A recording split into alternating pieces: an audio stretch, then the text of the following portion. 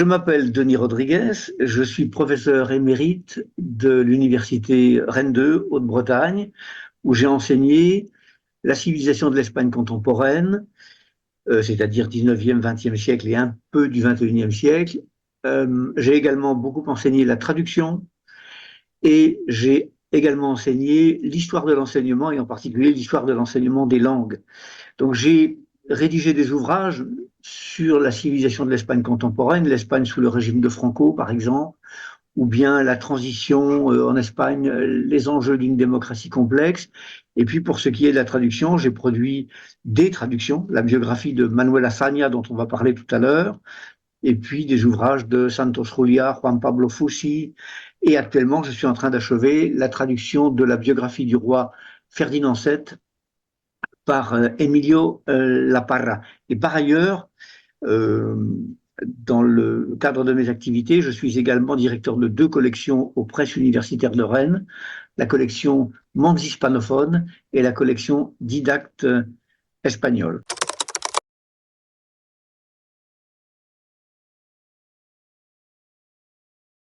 C'est un régime qui apparaît en Espagne au début de l'année 1931, au terme en fait d'un processus de restauration de la monarchie qui a commencé en 1875-1876 et qui est à la fin des années 30 complètement à bout de souffle, puisque dès 1923 même, il y a eu un processus de militarisation de la monarchie avec le général Primo de Rivera qui a fait un pronunciamiento avec le consentement du roi Alphonse XIII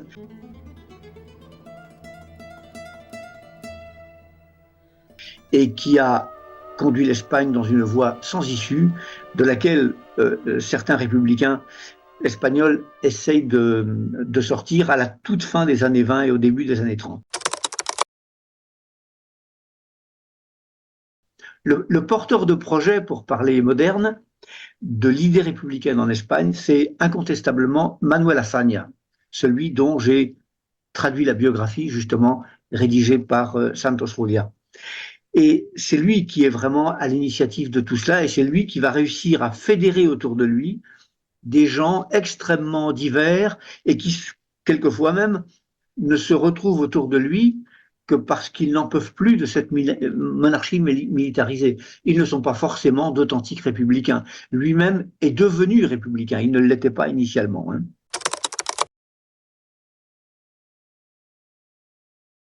Le 17 août 1930, tous ces gens-là, l'opposition globale à la monarchie d'Alphonse XIII, opposition républicaine plus ou moins, va signer à San Sebastián un pacte qu'on appelle aujourd'hui le pacte de San Sebastián, qui est une vaste coalition de partis de gauche et de droite hostiles à la monarchie. Et la question qui se pose pour eux, ça va être comment faire?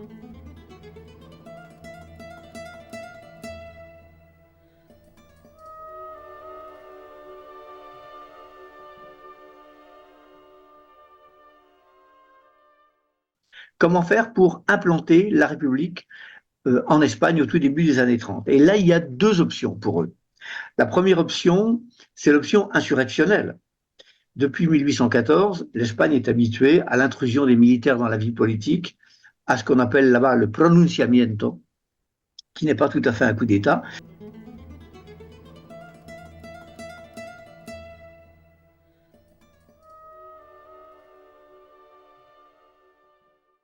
Et donc il y a cette option insurrectionnelle. Et puis il y a l'autre option qui va avoir les faveurs de Manuel Azaña, c'est l'option électorale. Tout simplement, il faut aller aux urnes, tout simplement. L'option insurrectionnelle va pourtant être tentée. Le 12 décembre 1930, deux capitaines dans la petite ville de Jaca vont tenter un pronunciamiento. Ils vont tenter d'imposer la République. Il s'appelle Fermín Galán et le second s'appelle Ángel García Hernández. Ils vont échouer très très vite. Je rappelle les dates, hein, ils commencent le 12 décembre, le 13 ils sont arrêtés, le 14 ils sont exécutés. Voilà, c'est échec total. Ils pensaient que les républicains de Madrid allaient les suivre, ce qui n'a pas été le cas.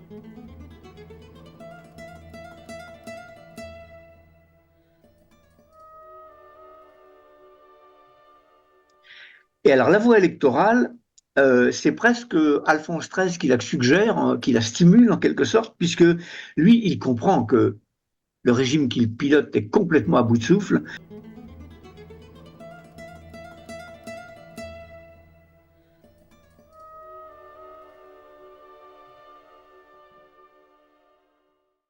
Et il va annoncer des élections, municipales tout d'abord, puis provinciales, puis législatives. Et eh bien, ces élections, elles vont avoir lieu. Et là, probablement contre toute attente d'ailleurs, ce sont les républicains qui vont gagner.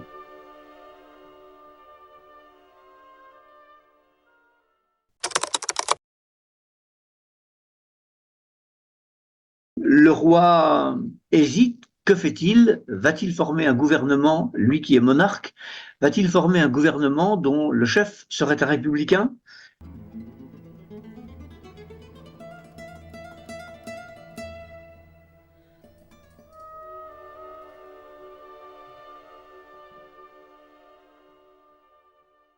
Ce serait difficile à vivre. Et donc, il prend la plus sage décision de sa vie, probablement. Il part en exil.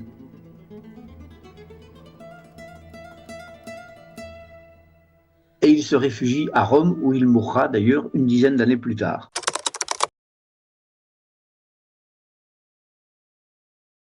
Dès le 14 avril 1931, la Seconde République est proclamée en Espagne. Elle a un projet, et c'est effectivement Manuel Azaña qui est derrière tout ça. Le projet, c'est de réformer l'Espagne en profondeur et surtout la démocratiser. Et alors, ils sont un petit peu embêtés, ou ils sont un petit peu gênés aux entournures, en quelque sorte, parce que le cadre légal de l'Espagne d'alors, c'est le cadre monarchique. La Constitution, c'est la Constitution monarchique de 1876. Donc, il n'y a plus qu'une solution. Il faut promulguer une nouvelle constitution, une constitution qui soit républicaine et qui corresponde effectivement à cette idée qui consiste à démocratiser le pays. On convoque donc de nouvelles élections, mais cette fois-ci pour constituer une assemblée constituante, pour former une assemblée constituante. Les élections ont lieu le 28 juin pour le premier tour et le 12 juillet pour le second.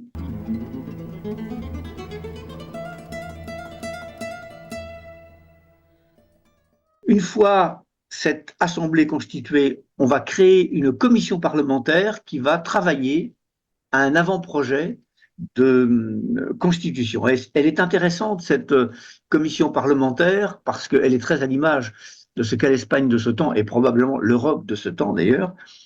Elle est composée de 23 personnes, mais il n'y a qu'une seule femme. 22 hommes, une seule femme. Alors il faut un peu parler de cette femme, parce qu'elle est tout à fait exceptionnelle, et elle va avoir un rôle fondamental dans l'histoire de la République. Elle s'appelle Clara Campoamor.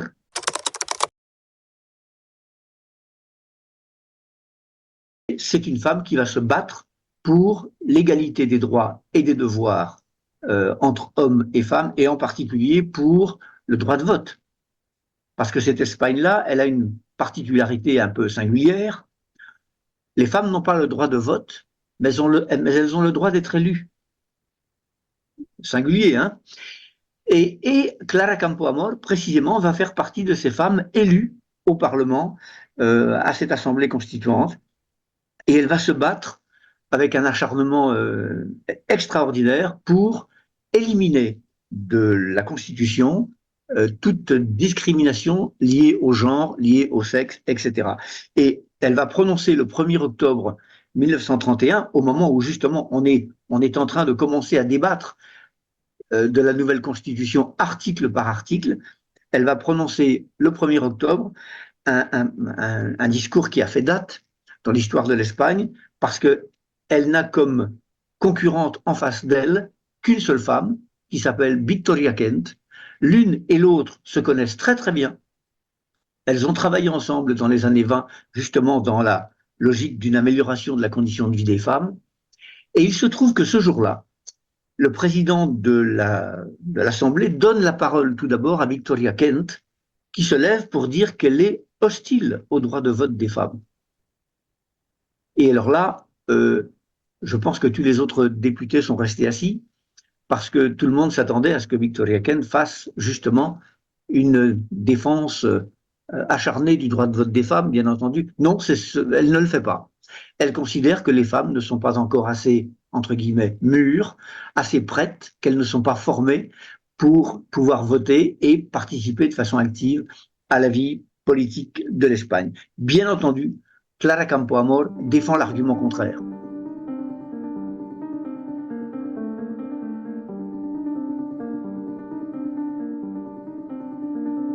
Et la chance qu'elle a, Clara Campoamor, c'est que précisément elle intervient après Victoria Kent. Donc elle va reprendre les discours de Victoria, le discours de Victoria terme à terme en quelque sorte, pour le déconstruire complètement et pour imposer sa vision des choses. En tout cas, elle va l'emporter puisque au moment où cet article sera voté, il sera approuvé à 75,15% des voix. Donc c'est considérable, c'est-à-dire qu'à partir du 1er octobre 1931 et à partir de la promulgation de la Constitution en décembre 1931, eh bien les femmes d'Espagne ont le droit de vote. C'est d'une modernité extraordinaire. Si l'on se rappelle que les femmes n'ont obtenu le droit de vote en France qu'en gros 14-15 ans plus tard, hein, et encore pour fait de guerre, etc., etc., et qu'il n'y a pas eu débat. Là, en Espagne, il y a eu un débat absolument démocratique entre ces deux personnes et les 300 et quelques députés qui les ont écoutés. En tout cas, voilà, grâce à Clara Campoamor, toute discrimination pour raison de sexe, comme je dis, pour raison sexuelle ou pour raison de genre, a disparu en Espagne et c'est une des marques de la modernité extraordinaire de cette constitution. La constitution espagnole d'aujourd'hui, celle de 1978, est presque un copier-coller de celle de 1931.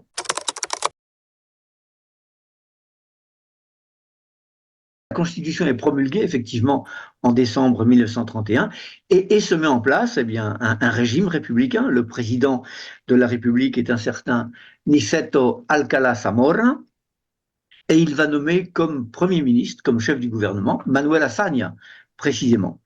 Et cette République, elle est marquée à gauche, mais pas tant que ça.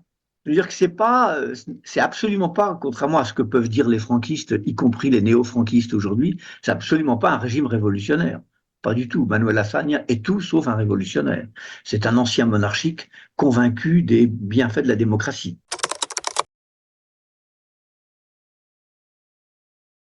La question sans doute la plus délicate dans un pays qui a, si j'ose dire, inventé l'Inquisition, c'est la séparation de l'Église et de l'État. Car la référence pour Manuel Azaña, c'est la France. Ce qu'il veut faire, c'est un État laïque, c'est créer une Espagne laïque. Il va dire deux ou trois bêtises à cette occasion. Lorsque la loi sera approuvée, par exemple, il dira l'Espagne a cessé d'être catholique. Absurdité sans nom. Puisque non, l'Espagne n'a pas cessé d'être catholique. Si elle est vraiment un État laïque, elle peut être catholique, et protestante, et juive, et musulmane, etc., etc. Donc il se trompe, et bien entendu, ses adversaires vont se ruer là, hein, pour démonter son argumentation. En tout cas, le 2 juin 1933, il y a une loi qui est promulguée et qui indique effectivement que désormais, il n'y a plus de lien génétique, en quelque sorte, entre l'État et l'Église espagnole. L'Espagne est devenue un État laïque.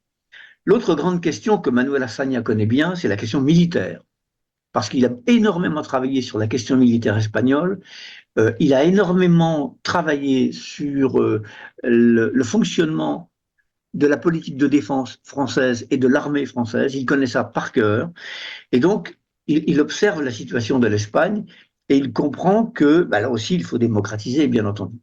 Il faut démocratiser. Il s'aperçoit, par exemple, qu'il y a dans l'armée espagnole beaucoup trop d'officiers et de sous-officiers. On parle de macrocéphalie. Donc son objectif, c'est de réduire la macrocéphalie.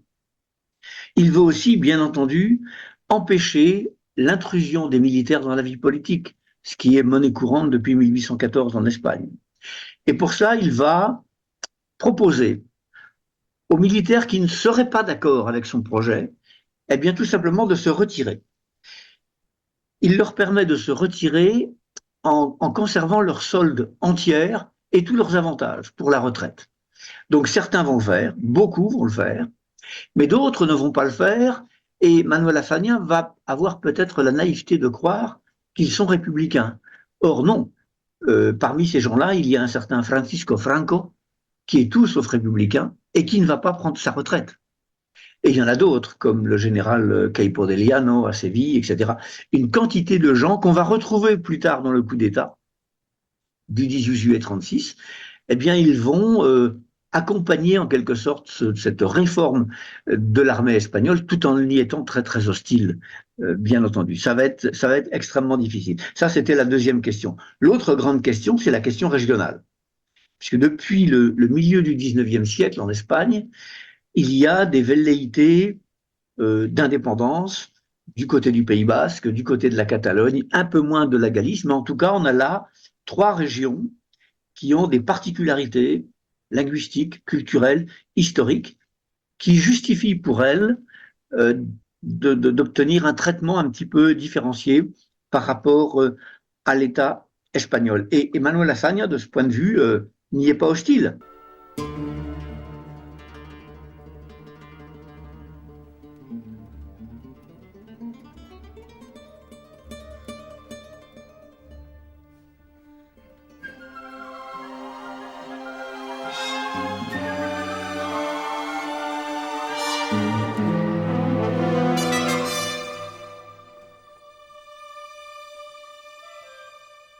Il va considérer qu'effectivement, on peut tout à fait créer une Espagne républicaine qui accorderait à ces trois régions-là un statut d'autonomie, qui est celui qu'elles connaissent aujourd'hui d'ailleurs, et celui d'aujourd'hui allant beaucoup plus loin que celui de 1931, 32, 33.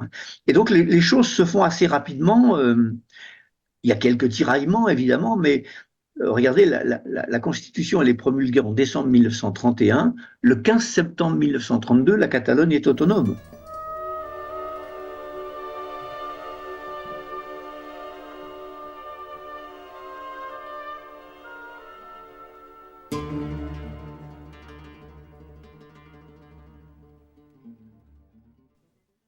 Le 5 novembre 1933, le Pays Basque est autonome.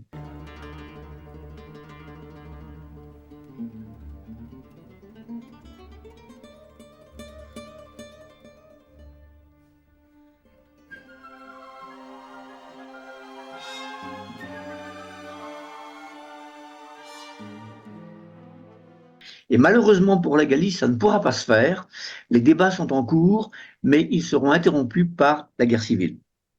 Et bien entendu, tout ça disparaîtra avec le franquisme. Mais en tout cas, Manuel Azaña a un projet.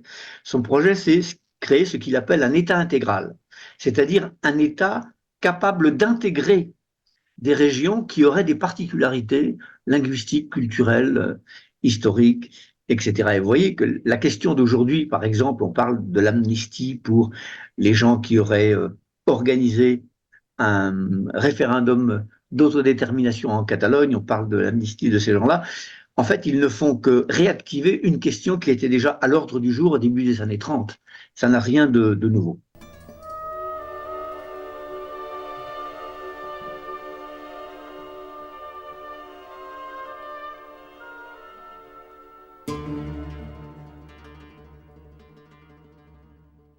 Quatrième grande question que les républicains ont à régler, c'est la question de la réforme agraire. La situation de la paysannerie en Espagne, est, elle fait frémir. Lorsqu'on lit certains textes, c'est vertigineux. Il n'y a eu aucune évolution depuis probablement le XVIIe ou le XVIIIe siècle. Il y a d'une part des grandes propriétés qu'on appelle des latifundios en espagnol, et qui sont possédés par des gens qui la plupart du temps ne sont pas sur place, par des gens qui la plupart du temps vivent à Paris, à Londres, à Madrid, mais qui n'exploitent pas la totalité de leurs terres, et d'autre part des minifundios, des micro-propriétés qui permettent à peine de vivre.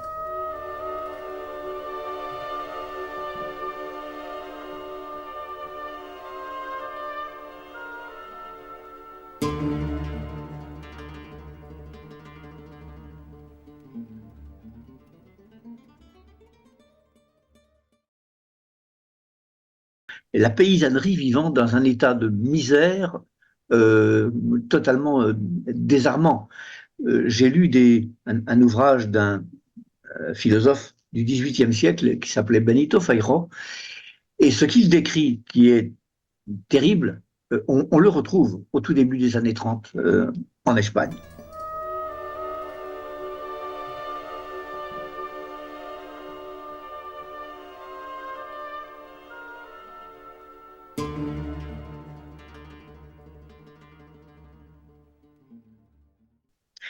Donc la réforme agraire, c'est quelque chose d'important. Une loi sur la réforme agraire va être promulguée le 9 septembre 1932, et cette loi prévoit l'expropriation des grands domaines qui ne sont pas cultivés directement par leurs propriétaires.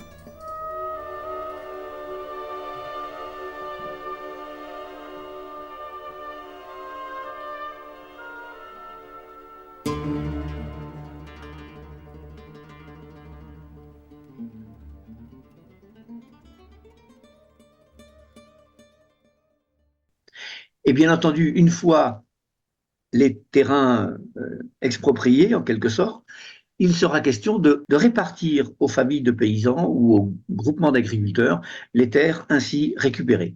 Pour cela, on va créer un institut qui est l'Institut de la réforme agraire et qui va se mettre au travail.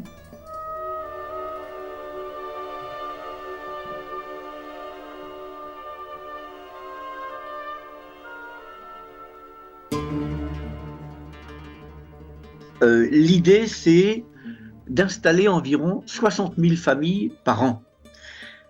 En réalité, on réussira à en installer 12 000, mais bon, c'est déjà ça. Pendant les 2 premières années, on va réussir à installer 12 000 paysans qui vont devenir de petits propriétaires à partir de cette date.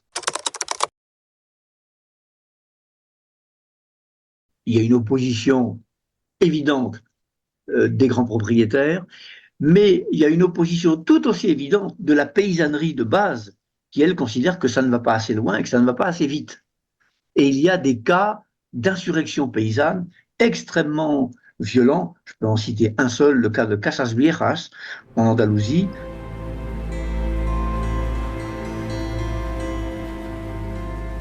Entre le 11 et le 12 janvier 1933, on a eu affaire à une véritable insurrection paysanne avec de nombreux morts, des personnes, une famille entière brûlée dans sa maison, etc., etc. Donc, ce serait une erreur de croire que l'implantation de la République en Espagne s'est faite comme ça avec l'assentiment de tous.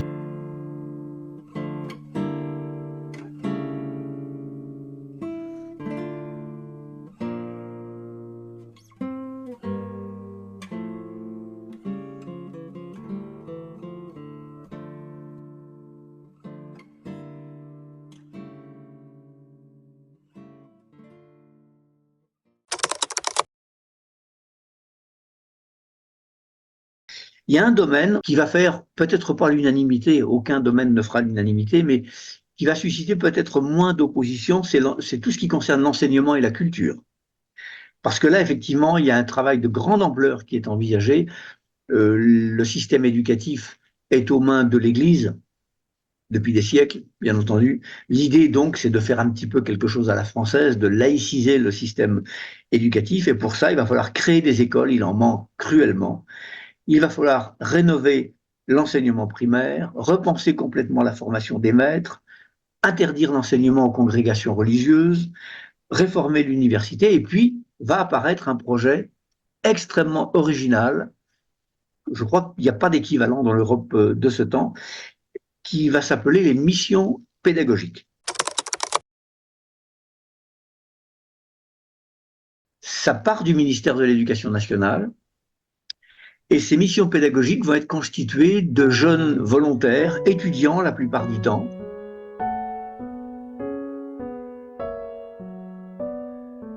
qui vont constituer des groupes qui vont se rendre dans les provinces pour enseigner, pour alphabétiser, pour apprendre à lire, à écrire, à compter, mais pas seulement, pour représenter des pièces de théâtre, par exemple. Parmi les membres des commissions pédagogiques, il y aura le poète et dramaturge Federico García Lorca.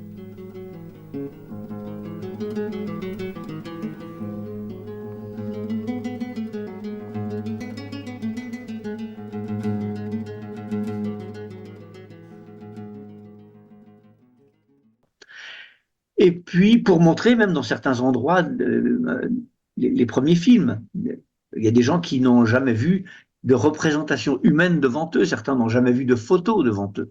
On va donc leur montrer des images, et quelquefois même des images qui bougent, on va leur montrer des films.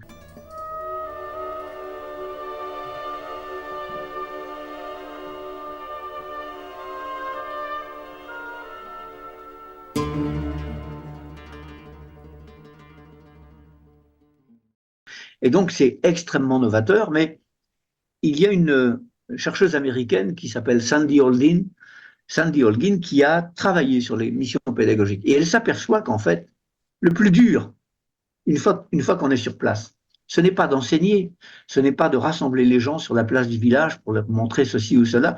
Le plus dur, c'est d'y accéder, parce qu'il n'y a pas de route. Et le travail qu'elle a fait, cette chercheuse américaine, montre qu'en fait, l'essentiel des missions pédagogiques s'est réalisé autour de Madrid, là où les voies de communication étaient à peu près accessibles. Parce que pour l'essentiel, cette Espagne-là du début des années 30, elle n'a pas de route.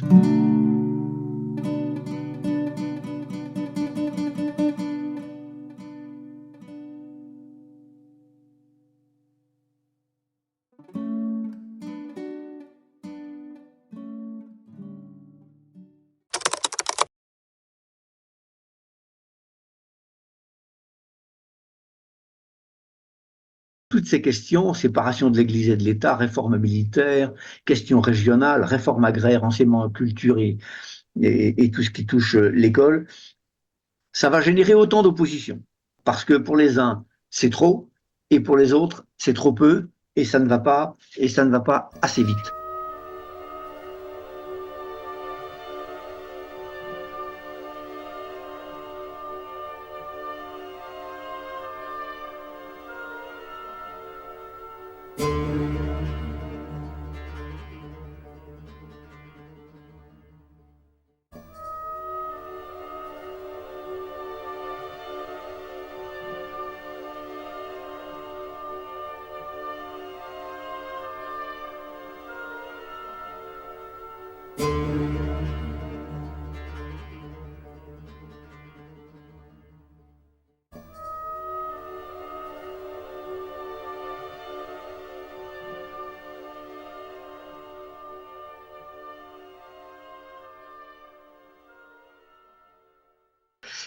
L'agitation est telle, à un moment donné, au milieu de l'année 1933, que le président de la République va juger nécessaire d'organiser de nouvelles élections. Et ces élections vont effectivement avoir lieu entre le 19 novembre et le 3 décembre 1933. Et là, le contexte est complètement différent. C'est-à-dire qu'il ne s'agit pas de changer de régime. C'est fait.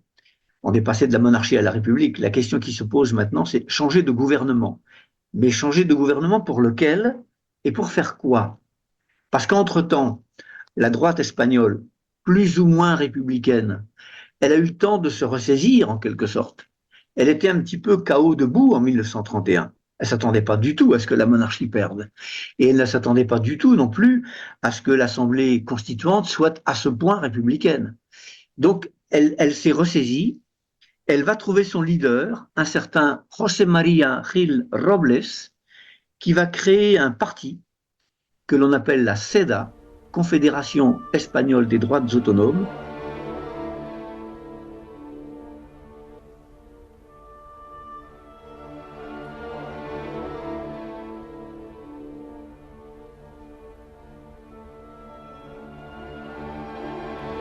et qui va rassembler là toute la droite espagnole, y compris l'extrême droite, y compris même une frange de l'extrême droite espagnole qui est en train de devenir fasciste et même nazi. On est en 1933, hein. Hitler est au pouvoir en Allemagne depuis janvier. Hein.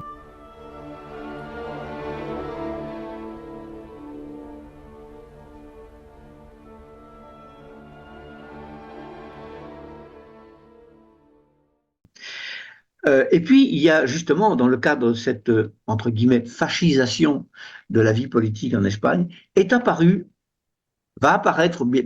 déjà, mais va se confirmer au cours de l'année 1934, un parti que l'on va appeler la Phalange, et qui est l'œuvre d'un certain José Antonio Primo de Rivera, qui est le fils du dictateur des années 20, Miguel Primo de Rivera.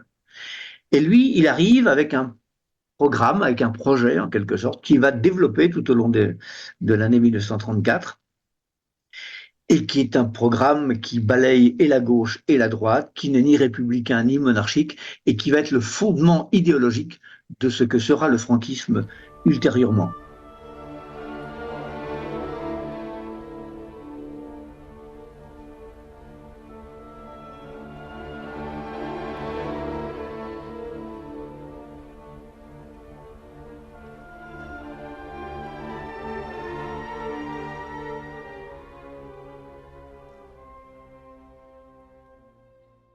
En tout cas, les élections ont lieu et au deuxième tour, le 3 décembre 1933, la victoire de la droite est acquise.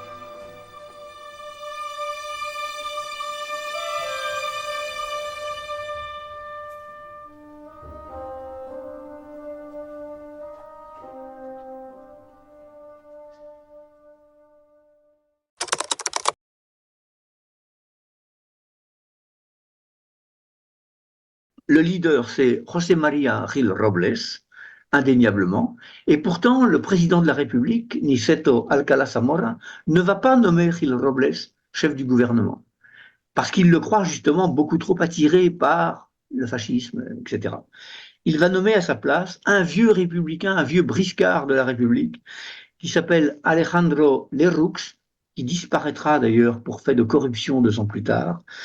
Et c'est à lui, en tout cas, Alejandro Lerroux, que le chef de l'État va confier la présidence du gouvernement.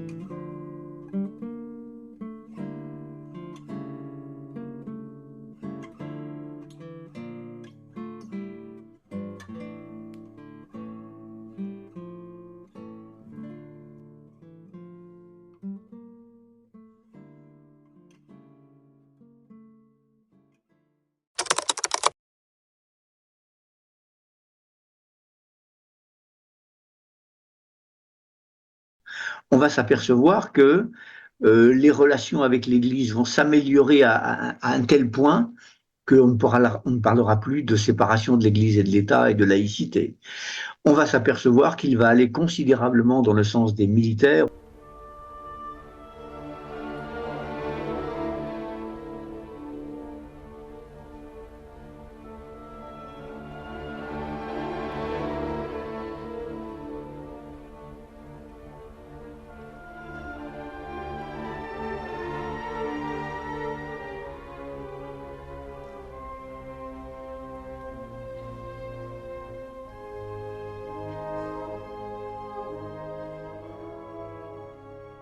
Bref, dans tous les domaines que j'ai évoqués tout à l'heure, il va corriger, annuler, abroger, il détricote complètement le projet républicain de Manuel Azaña.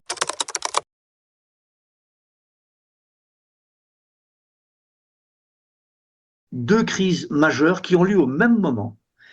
En 1934, à partir du 5 octobre 1934, va se produire un véritable processus révolutionnaire, vous savez, cette gauche impatiente là, eh bien cette gauche impatiente, elle va s'insurger.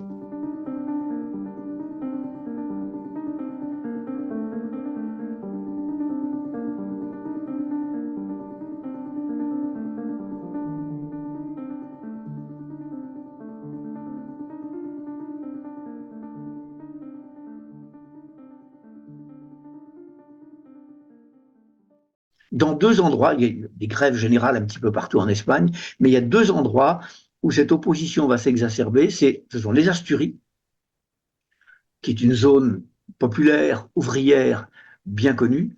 Les mineurs asturiens et les ouvriers des Asturies vont s'insurger.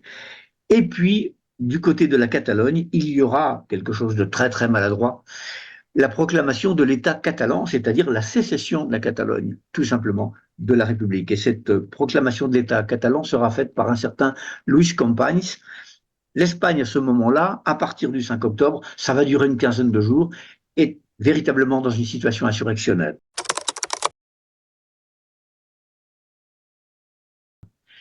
Il réprime militairement, par exemple, dans les Asturies, c'est l'armée qui va intervenir.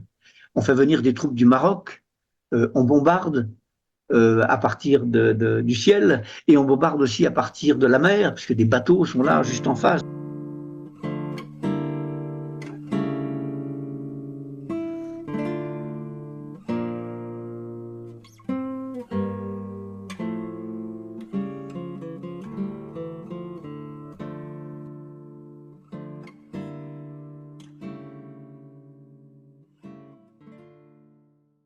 La révolution asturienne va être réprimée avec une sauvagerie sans nom.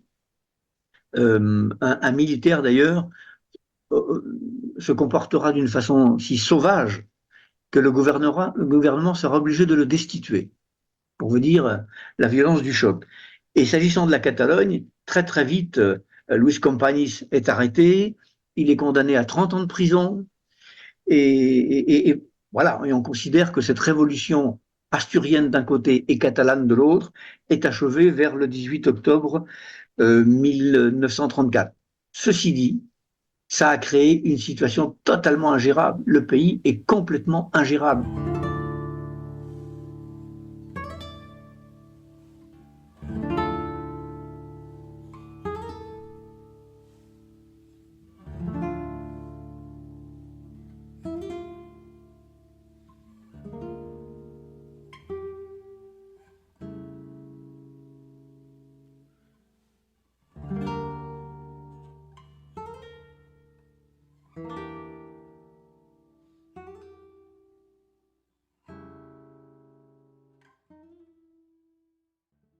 On a parlé de la Catalogne et des Asturies, mais des élans révolutionnaires, il y en a partout, il y en a dans tout le pays maintenant.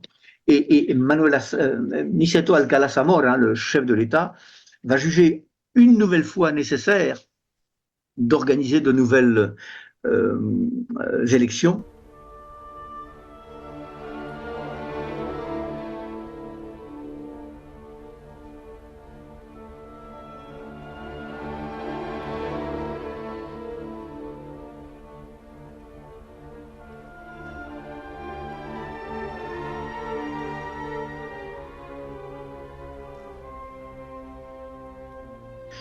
Et cette fois-ci, la gauche, qui était très désunie en 1933, va s'unir et va créer le premier front populaire d'Europe. Le second sera celui de la France.